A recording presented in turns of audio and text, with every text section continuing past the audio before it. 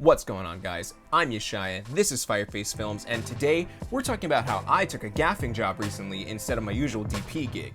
It was pretty interesting as I had to focus more on lighting as opposed to camera and lighting, which, yes, there's a big difference on focusing on just lighting, obviously, as opposed to lighting and camera. And also my kind of live fire, live demo experience of learning Sidus Link Pro app while being completely blind. Like, I had to figure it out on the day with the light cues that we were doing for this very stylized short film. So, we're gonna talk about that and also discuss the lighting setups that we built. So, before we get to that, make sure you drop a like, get subscribed, and click that bell to get notified when we post. All right, on with the show. Filming here, so check it out. We've got a 60X, just bare facing, actually not bare facing, we've got what I'm calling a shower cap. This is just a plain old diffusion that comes with the 60X, just banging off that wall right there. And then if you look in that window, we've got a 200X through an umbrella in a tent outside. I'll get some B-roll of that later and you'll see, to do that little glow out there. And then here at the dining table here, we've got a B7C in the fixture, and we've got another 60X right there with some cinefoil on it. That way we cut the spill on her face here. Yeah, it's working really well. You'll maybe see a shot if I can have it. And then right here, got another B7C just in there. You can't see it, but it's doing good stuff. And then this little pissant MC sitting on the ground, limiting this guy in the background. Today was the first use of the Sidus Link Pro app, and I gotta say, I have beef. I didn't, maybe I could have been, what's the word? It could have been better advertised, or maybe I just didn't look good enough, well enough, that to do cues on this app requires DMX fixtures. So you're telling me that everybody who might want to buy a bunch of Amaran lights can't do cues? So you're telling me everyone that wants to buy Amaran lights and use the Sidus Link Pro app can't do cues? That's kind of ridiculous. There's got to be a way around it. There's got to be a reason. These lights, I think have built-in effects, maybe? Don't quote me. They probably do. Let's find out. Live demo. Do we have effects? No. All right, fair enough. Okay, well, maybe I do have to buy actual aperture fixtures, but hey, it would be nice if there was a way to do in-camera cues. I mean, we had to like Hollywood it by pulling all these things on the board here. We gotta go boom, boom, boom, boom, or this guy here, boom, boom, boom, or this guy, boom, boom. Yeah. So, actually, let's make this cool for me. So yeah, Sidus Link Pro. It works. So here, my best boy and I, Tim, love you Tim, you're awesome. We're using the wireless monitor, something I brought along, the Atomos Shinobi and the Axon Cineview HE, to actually view the lighting changes as I was doing them. If you're a gaffer and you can have access to the monitor, see your changes that you're making them, it is super, super helpful. As I'm live making these adjustments, I can actually see what they look like on camera and have less faffing about. And I can see right there, as soon as I make my change, I'm pretty close to getting what I want, instead of having to go back and forth, go back and forth. Still a little bit of faffing though, as I gotta, fine tune everything. And here we were using the spotlight to do an eye cut effect. It was really nice, although I really wish, as you can see on his face right there, that the blades had more precision cuts, but it left that little dot on his face. And then here, we fogged the room and had the spotlight on behind him so we can get that really cool like silhouetted effect as we saw his legs approach the camera. And of course, just a little bit of faffing about the monitor and seeing how the lights work, doing these nice dims. This was once we actually figured out how to make it work. Right now, we are on the millionth time setting up for this table, but now we have perfected setting up our lighting board. So, oh, camera went off. Oh God, okay. Went to sleep, Can't go to sleep. All right, so right now, we've got our lighting board set up. We've got everything on deck. So, let's come position the camera over here. We'll have a look. So, when you look at the whole scene, we've got our table key, We got the table key. We got the dining bulb, which is just really more of an accent piece. We got the left lamp. Left lamp not doing something right now. Oh, it's wrong. That's incorrect. I'll fix that later. We got the little kicker light right there. We got the corner lamp. We got the back lamp. And we got our room fill. All doing something. So, I said I didn't like the CytusLink Pro app. I didn't understand it yet. Still figuring out. This is only it's only my third day out here. So, so yeah, we're figuring it out. This is one of the coolest things ever. Still have some beef with it, but we're getting there. This is awesome, and it has made setting up shots a lot easier, especially when we have these repeatable lighting cues, which yesterday, day before, I said it doesn't work. I just didn't know that it was literally as simple as boom and boom. Although, if you notice, there's still a step here. That step from like awkward, it's a little awkward, a bit of a step there, but it's livable. Although, the biggest issue is the MCs. Granted, these are first-gen MCs. The MC Pro probably doesn't have this issue. If you look at the MC like right there, when it dims, it steps, which is a little not ideal when in comparison, all the rest of the fixtures in the room are smoothly dimming.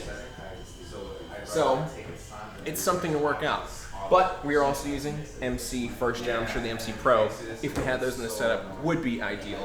But that is a quick rundown of lighting for a setup with a bunch of aperture fixtures and the CytusLink Pro app. Okay, so we're setting up the most ambitious thing yet. We've got ourselves, and this is the first time we worked with one, a combo. Well, we got a combo stand right there. That's not our first time. But Matthew Jr. boom arm. And then over there, we got the combo with just a standard boom arm, which this works, but it's not ideal. That setup over there is the ideal thing. So right now, this is going to be ambitious. Right here, we got 200X with Spotlight SC. On that light over there, we're gonna have a 200X with Spotlight SC to do a double spotlight effect. Will it work? Yes. There's no question it's gonna work. But here's the thing, it's ambitious, it's ballsy. We love to do that in the film industry here. So yeah, we're gonna do stuff. Mr. Tim and I are gonna raise, oh dude, you're good, it's okay. Mr. Tim and I are gonna ratchet this thing together for safety's sake, because when you're doing a menace arm, boom arm setup, you need to not only have a counterweight, but this needs to be ratcheted to the base so that nothing pulls on the weight. So we're doing a heightened reality setup. And this is going to be very heightened, dramatic, super unreal, and I'm excited. There's our fearless director of photography / co-director, Carlos, setting up the shot. Pretty cool. Yeah, man. We're about to get it ready. This is the lighting setup. We'll show you the final product in just a minute. Pew! Pew! I need to get my fanny pack. Am I visible? So, this is the final result of all of our hard work. We struggled. Plans were changed. And this is the final result. The directors are happy, and the actors will be blind. It's good to see you. And Yesterday. Do you want to show us the color effect? yeah, we're gonna use these good old classic CTBs to do this. CTB and a CTR do this, and then a red one. Yeah, we're getting Star Wars in this bitch. Hey. You are very It's good thing as soon as I see it already. and then pull. So, that is this for a film that we're working on. So here are the two spotlight effects in action. As you see the fog in the room, so we can actually see the beams of light through the spotlights. It was really funny. There was no way to do this lighting effect without these spotlights, and once we actually had them, it worked out really, really well. You guys are about to see some cool shit. See that right there? Oh, yeah, iPad Q. We're gonna do that guy in the darkness. It's gonna be so fun. All right, kill the lights, and let's roll it. Yes, sir. Rolling. So funnily enough, we actually discovered doing this lighting gag completely by accident. I was just messing around with one of the light fixtures, and then I made that happen. So I was like, oh yeah, let's do that. Let's actually do that. And our director and DP were like, yes, we love that. Let's actually roll with it. And the spotlight effect was kind of less visible here because we didn't have the fog on, although, you know, sometimes we forgot to turn it on, sometimes we left it on too long and it was a little too foggy, but overall right here for the clarity of the effect of our other guy, it works. Crazy shit, huh? Alright, now cut it. Here I was helping our DP and co-director be steady as we were using the gimbal for this nice tracking shot here. And light-wise, you can see the 60X on the left and a 600D up on the top right there to do this whole fill. What's going on, guys? This is the last big crazy setup of light for this film. This took a lot of setup. We burned an hour trying to put up curtains to no effect. It was really hard and someone almost died maybe. Anyway, this is going to be the coolest thing you've probably seen somewhere, but you didn't pay attention to it. So let's do it. Let's go get in place, and the camera's gonna show that. Are you thinking of your Alright, let's do it. Alright, speed that camera. Speed. Is the sound speeding? Absolutely. Let's do it. Okay. Alright. 3, 2, 1, action. There you go.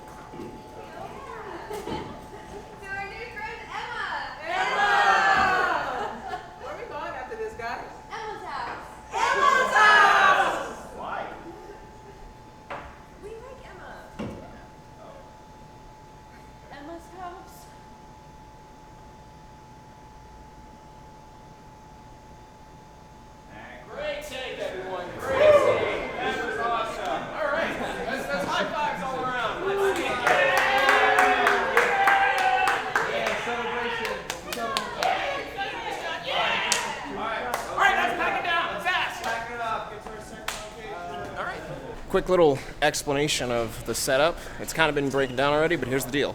So we had a 200 as our fill. We had a 600 up there as our key. And then we had another 200 acting as our spotlight effect. Again, we've kind of been flip-flopping them around. It worked beautifully. Yeah. All right, so conclusion time. We went through a lot of really cool setups in the process of this film.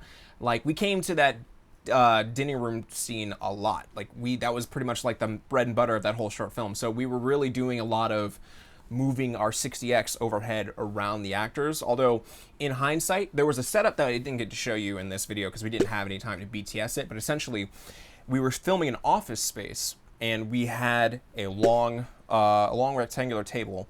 And what we did was we actually had a 1x4 foot softbox that we put over the table, and we lit all of our characters at that table. And in hindsight, I wish we'd have done that for the main diner table scene, because that would have been a lot more consistent and easier to shoot with than opposed to moving the 60X around more and more, which, hey, you live and you learn.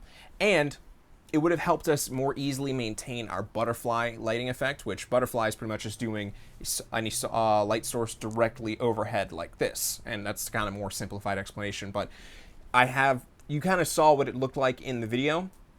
And in hindsight, if I'd have known that then, I would have done that. So that's something to take into the future. And it was really interesting doing a lot of these light cues with the CitusLink Pro app, especially the main one that we saw just now with the spotlight, the like house lights coming on, the spotlight coming up. That was like pretty much the bread and butter of the film. We were doing that a lot because it kind of played into the big kind of, I guess, effect of the film. And we had to learn a lot of that. Like, at first, when you saw me say that we couldn't do these cues, granted, it was actually a little awkward because I didn't get into it specifically, but in the app, you can't necessarily set a cue. Like, even if it's just a dimmer cue, you can't set all the other lights to come on off as the other one light comes on. So we actually have to get a second iPad with the CitusLink Pro app and set one light on there, and we had to set them both to manually do their effect. So we had our spotlight, someone else on the iPad go spotlight up, while I went house lights down with my iPad because I had all the other lights connected to mine. It would be more helpful and efficient if in the one Cytoslink Pro app, you could set those cues with non-DMX fixtures. Now, the Cytoslink Pro app, if you want to set pre-programmed cues, wants DMX fixtures, which I'm sure there's probably some reason, but ultimately I really wish you could do pre-programmed cues with even Amaranth fixtures. And I'm not talking like, lightning flashes and this, that, and the other, but at least simple CCT changeovers or intensity dimmers cues, that would be great.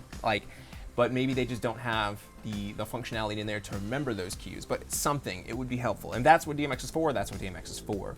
And, ideally be doing those with higher end fixtures. But right now, all I have are a bunch of Amaranth fixtures, a 60X, two 200Xs, and I actually do have an Aputure 600D. But only that one was DMX enabled, but we didn't get to try it. But all this to say that a Cytoslink Pro app is very helpful for setting lights if you have a bunch of Amaranth fixtures, and not so helpful for doing cues if you have Amaranth fixtures. But ultimately, if you're using Aputure fixtures, which hopefully we get to use more of in certain future projects, then you'll likely be able to set DMX cues. And when the app is out of beta and we have more Aputure fixtures to test with, we will absolutely test that and see how it works. But right now, it gets a pass with a few gripes along the way. Ultimately though, being a gaffer, really fun, and I can't wait to do it again. I actually already did it again prior to this video. So yeah, I think I'll be definitely doing some more gaffing jobs.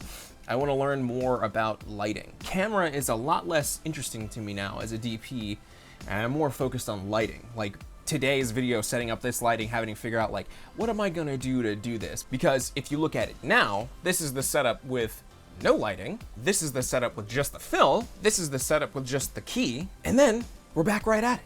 So yeah, lighting is really interesting to try and figure out. And wow, I'm shocked it took me this long to figure it out, but I'm definitely gonna be focusing a lot on lighting. That sounds crazy to say as a DP, but sometimes you gotta get there.